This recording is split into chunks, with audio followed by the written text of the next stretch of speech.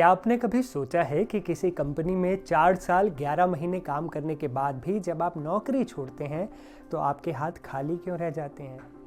वो 1 महीना कम रह जाने की वजह से आपकी सालों की मेहनत का इनाम यानी आपकी ग्रेच्युटी डूब जाती थी।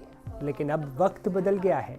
साल 2025 के नए लेबर कोड ने उन करोड़ों कर्मचारियों के लिए खुशियों का दरवाज़ा खोल दिया है जो कॉन्ट्रैक्ट या फिक्स टर्म पर काम करते हैं।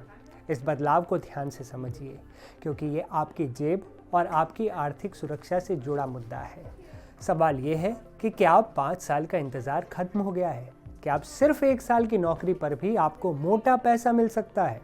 जवाब है हाँ, लेकिन इसके कुछ नियम और शर्तें हैं जिन्हें जानना आपके लिए बहुत ज़रूरी है।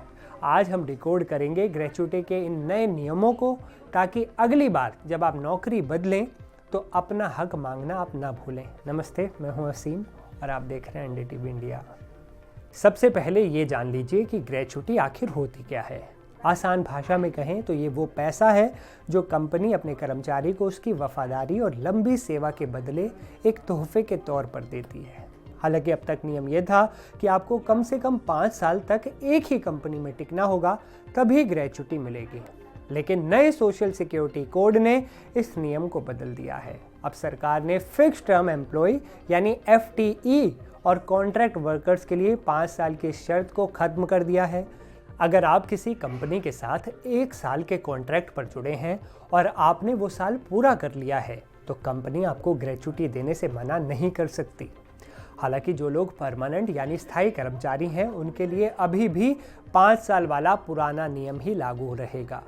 यानी फ़ायदा उन युवाओं और प्रोफेशनल्स को ज़्यादा है जो अक्सर प्रोजेक्ट के आधार पर नौकरियां बदलते रहते हैं। अब आपके मन में सवाल होगा कि भाई हिसाब कैसे होगा? ग्रेच्युटी निकालने का एक खास फॉर्मूला होता है। फॉर्मूला ये कि आपकी आखिरी बेसिक सैलरी को आपने कितने साल काम किया उससे गुणा कीजिए, फिर उसे 15 से गुणा करके 26 से भाग दे दीजिए। यानी यहाँ 15 का मतलब है 15 दिन की सैलरी और 26 का मतलब है महीने के वर्किंग डेज, क्योंकि इसमें इतवार यानी संडे की छुट्टी काट दी जाती है। चलिए इसे उदाहरण से समझते हैं। मान लीजिए आपकी बेसिक सैलरी 35,000 रुपये है और आपने 1 साल का कॉन्ट्रैक्ट पूरा कर लिया, तो नए नियम के हिसाब से आपको करीब 20,000 से 20,200 रुपये तक ग्रेच्युटी मिल सकती है। वहीं अगर आपकी बेसिक सैलरी 65,000 रुपये है तो 1 साल की नौकरी के बाद आपको लगभग 37,500 रुपये का फ़ायदा होगा। सोचिए, पहले ये पैसा ज़ीरो हो जाता था, लेकिन अब ये आपकी सेविंग्स का हिस्सा बनेगा। ये नए नियम उन युवाओं के लिए किसी वरदान से कम नहीं है जो करियर में ग्रोथ के लिए बार बार नौकरियां बदलते हैं। अक्सर देखा गया है कि लोग 2 या 3 साल में बेहतर पैकेज के लिए दूसरी कंपनी चले जाते थे और अपनी ग्रेच्युटी गंवा देते थे, लेकिन अब ऐसा नहीं होगा।